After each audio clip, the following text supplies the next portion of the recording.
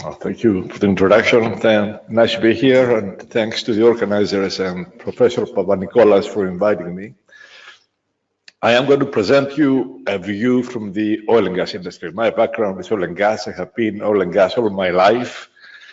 And obviously, environmental issues are critical for the world and for us in the oil and gas sector. I'm going to give you some views from this angle.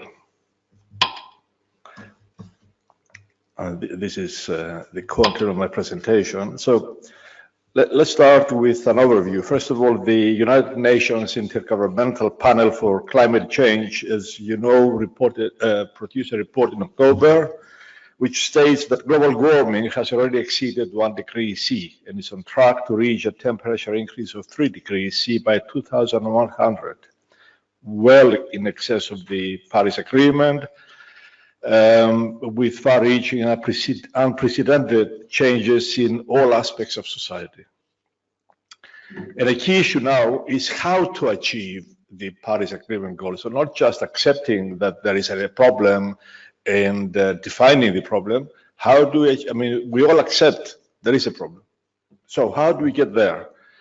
I will talk about the challenges being faced in achieving this in a smooth and stable energy transition manner from a high to low carbon future, and the challenges faced in this met. And I say challenges because energy transition policies must enable society's orderly, stable, reliable, and affordable transition to low carbon economy without major disruption and unexpected consequences. This is key. Crusading for energy change is one thing, but making sure that it's a smooth transition is completely different. Most countries are failing in their pledges. To do so, policies must be accelerated dramatically and globally. But is this mission impossible? Affordable energy is key. And here in Europe, we keep talking about this, but we don't always fully understand what a big issue affordability is in India and China. And this is where the use of energy is most. Spurred by innovation, increased competition, and policy support in a growing number of countries, renewable energy technologies have achieved massive technological advances and sharp cost reductions, and they will continue doing so. But the fossil fuel industry is also becoming more competitive. Technological improvements and improved working practices and productivity are producing massive cost reductions, making fossil fuels even more competitive and reliable, delaying transition. Think of shale oil and gas, digitalization in the oil and gas industry, and automation, especially in the coal industry. These are producing massive cost reductions. Last year, it was a year of rude awakening. After stalling for 3 years, global carbon emissions increased by 1.4%. After energy demand increased by 2.3%. So this idea that energy and emissions are decoupled is not really valid. And this year, we're going to have the same situation. This year, it will be carbon emissions will be increased even more than last year. So there is a problem that we haven't got into grips with. There is some way to go before we reach a point of continuous decline in carbon emissions and tackle the already monumental challenges ahead. So what is IPCC saying? The stark message from the IPCC report is that we are already seeing the consequences of 1 degree C of global warming through more extreme weather, rising sea levels, and diminishing Arctic sea ice, among other changes. In Cyprus and the region, we have been experiencing drought, unprecedented dust levels, forest fires, and unbearable temperature increases. The report highlights the serious climate change impacts of exceeding 1.5 degrees C and makes recommendations for rapid and far-reaching measures to be implemented in land, energy industry, buildings, transport, and cities, needed to avoid the consequences of such change. Key among these is that global net human caused emissions of carbon dioxide would need to fall by about 45% from 2010 levels by 2030, reaching net zero around 2050. And Europe has just announced new policies trying to achieve that. Policies is one thing, reality is different. Even in Europe, we're not doing it. Germany is at the forefront of Energiewende. They are not even fulfilling their obligations. We have a problem. As would be expected, the report received immediate and widespread but short-lived support. Coverage worldwide was immense. A few days later, news went away, and that was the end of it. Achieving the report's key recommendation would require extending the decarbonization progress achieved in the electricity sector into other areas such as heat, transportation, industry, and land management. It would also require removing billions of tons of carbon dioxide from the atmosphere through methods such as reforestation, soil carbon sequestration, or direct air carbon capture, and to do this at a rapid pace. These findings are backed up by a more recent report produced by the United Nations Environmental Programme, UNEP. This also makes clear that the current pace of national action is insufficient to meet the Paris targets. Global emissions show no sign of peaking, let alone decreasing. In this graph, you can see that global warming has already exceeded 1 degree C. This clearly shows that current policies are on track to reach temperature increases in excess of 3 degrees C by 2100. So, what are the implications of the IPCC report? Apart from a strong response by environmentalists and a short-lived response by the media, as I said, general response has been muted. In fact, the best way to describe this is that the IPCC findings have been greeted by global climate change indifference, and even more so in Cyprus, in our region. Have you seen any coverage of the report, any serious coverage of the report in this region, in Cyprus? No. Public surveys in Europe and China showed that people are well informed about climate change. But in terms of taking measures to combat it, they are worried about affordability and impact on their lifestyle. Government policy will be key to bring the change. And we heard earlier on in the previous presentation, the success in Jordan. Government policy brought massive success in Jordan in the implementation of renewables. Here in Cyprus, we have the regulations, we have policies, we have the support of the European Union, we have a regulator who understands the problem and knows what to do. We're not doing it. We're nowhere near achieving any serious change in the implementation of renewables. There are other factors behind the scenes which prevent it, which is not good for us. The world governments, business and industry must be ready to spend, IPCC says, $2.4 trillion in clean energy annually until 2035. But according to Bloomberg estimates, this is about 7 times the amount invested globally in renewables in 2017. It's a huge challenge. Just as an example, it is also equivalent to about 3% of global GDP. In the UK, this is about 1.5 times the annual defense budget of the country. When do you see the UK diverting that kind of money into renewables? I doubt it. We have a problem, basically. Without making such commitments, it will not be possible to achieve what IPCC recommends. If past responses to earlier climate change reports are an indication, little serious action should be expected.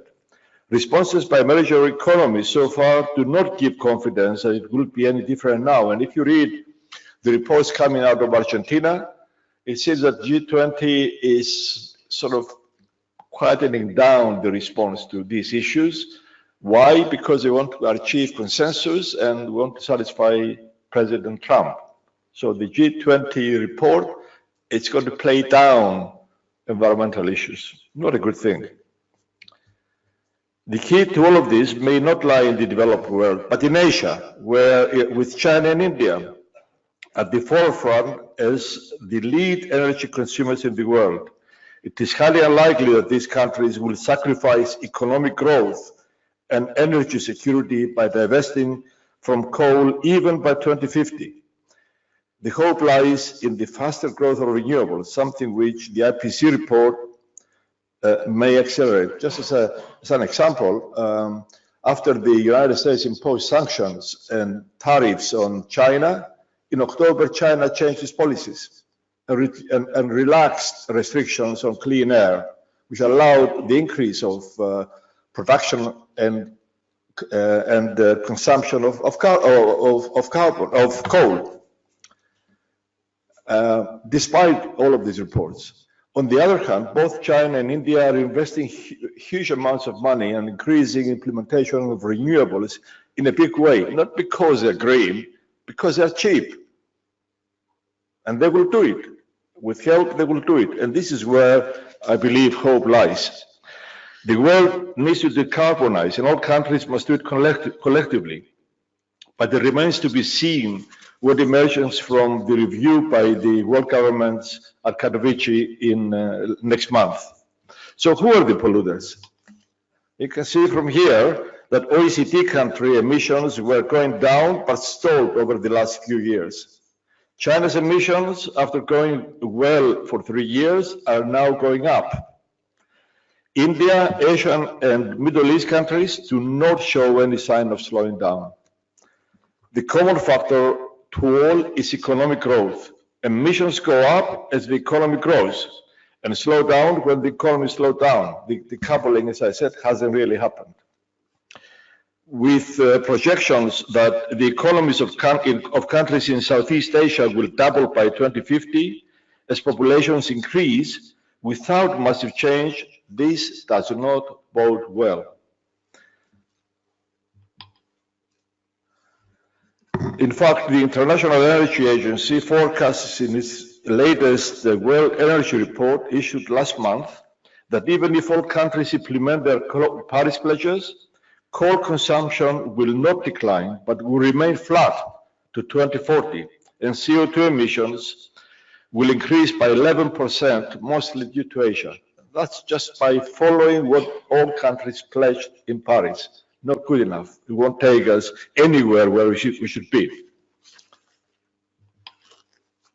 These are some pathways to achieve zero emissions by 2050, proposed by EA and others. I'm not going to go through them, but there are ways of achieving that, except that it's costly and not everybody is willing to follow this route. Europe seems to be. They issued their pathways to achieve zero emissions by net zero, well, almost zero emissions by 2050. But doing that is one thing, achieving it is another. And hydrocarbons in the Middle East. So this is what is happening in the EastMed. You can see how much activity there is. All these blocks are lease blocks, and in most of these there is drilling happening, production happening, especially in Egypt, producing oil and gas. Huge level of activity. So far, about 4,000 billion cubic meters of gas has been discovered, and ENI's Zohr discovery has attracted a lot of interest in the region. Here in Cyprus, we have ExxonMobil carrying out drilling at the moment with huge hopes that they will make a huge discovery as well. And it is estimated that almost twice as much gas may still be there to be discovered. This is what is attracting a lot of interest. So a lot is happening in the oil and gas sector, but what does it mean? How can we benefit from it? The contribution of the EastMed and the wider region to the implementation of renewables, energy efficiency measures, and carbon emission reductions is so far at best modest. It is disappointing that Northwestern Europe is doing much better than our region in implementing solar PV and power generation. All countries in the region are blessed with an abundance of solar energy, but they are only recently embarking on projects to harness it at scale, and even then, only stutteringly. Some countries do better than others. I mean, as I said, Jordan is way ahead, and Egypt seems to be following behind. But in general, we're all behind. When the European Energy Commissioner, Maros Šefčovič, came to Cyprus, he said, when you look for energy, he said, don't look down there, look up there, he said. That's where it is. Forget about gas. You have too much sun, use it. We haven't listened. A success story in terms of implementation of renewables, as I said, is Jordan and Egypt, mostly because of their vast energy needs to support the growing populations, and with external help from EBRD. And EBRD, I can tell you, is sitting here in Cyprus with huge amounts of money to invest, and they will probably finish their mission in 2020 and take their money away without being able to invest it. This is our problem. The latest auctions in Egypt and Jordan have produced very low prices. We heard before, 2 euro cents per kilowatt hour. And guess what the electricity cost is in Cyprus? It's 18 euro cents per kilowatt hour. There's vast benefit in moving to renewables, in bringing costs down. And what are we planning to do? We're planning to import LNG, liquefied natural gas. And do you know what that is going to do? It's going to take that electricity price even further up, not down. Why are we doing it? Why are we importing expensive LNG? And why are we not embarking in renewables? We have vast resources to use. We are not using them.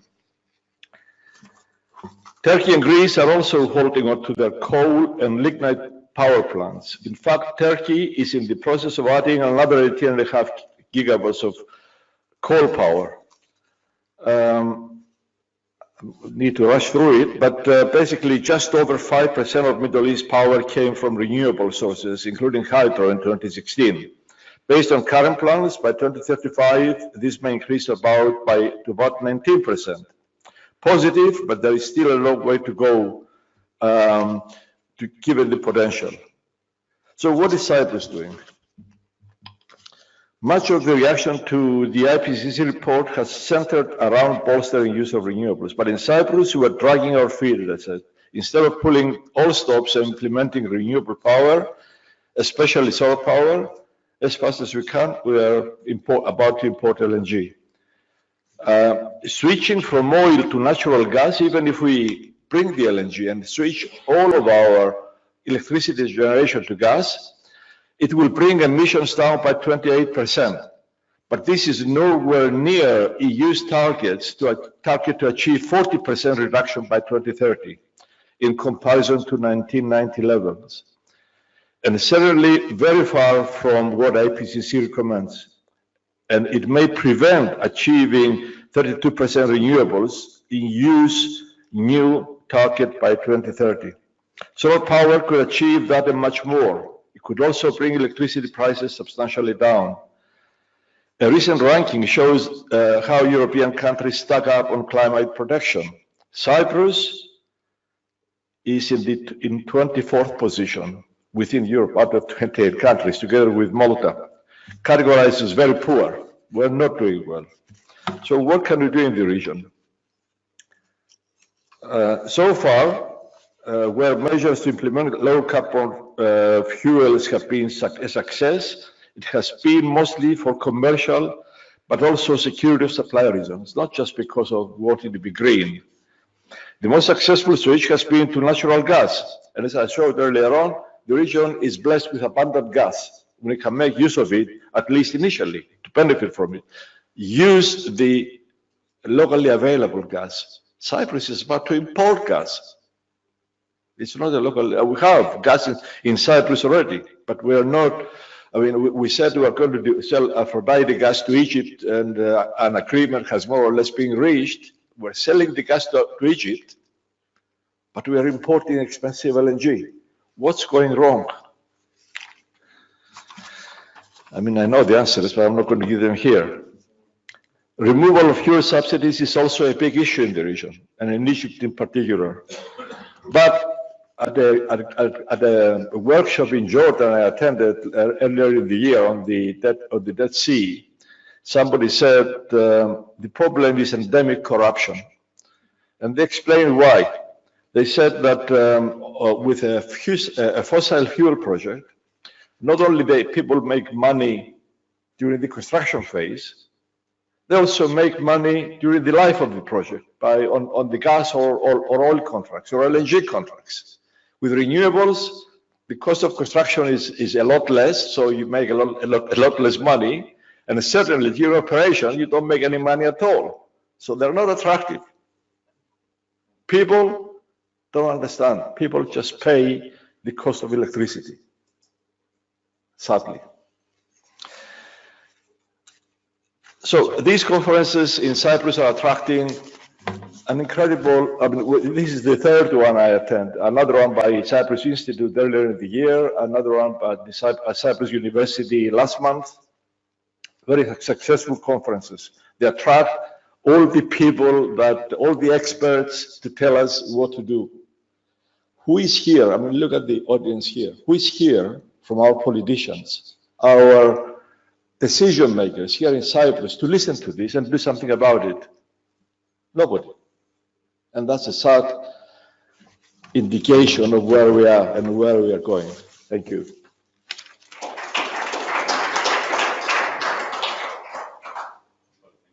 For this uplifting presentation. Are there any questions? I cannot resist to comment that the message from the oil industry is so uplifting, but on the other hand, the oil industry, I mean, take the archie advertisement of Exxon, right? Somehow it is a tremendous lobby of immense power. So it's not only politicians, but it is also the case that since you bring politics, and yes, corruption is an issue, but to have corruption, you have somebody who is feeding the pipeline with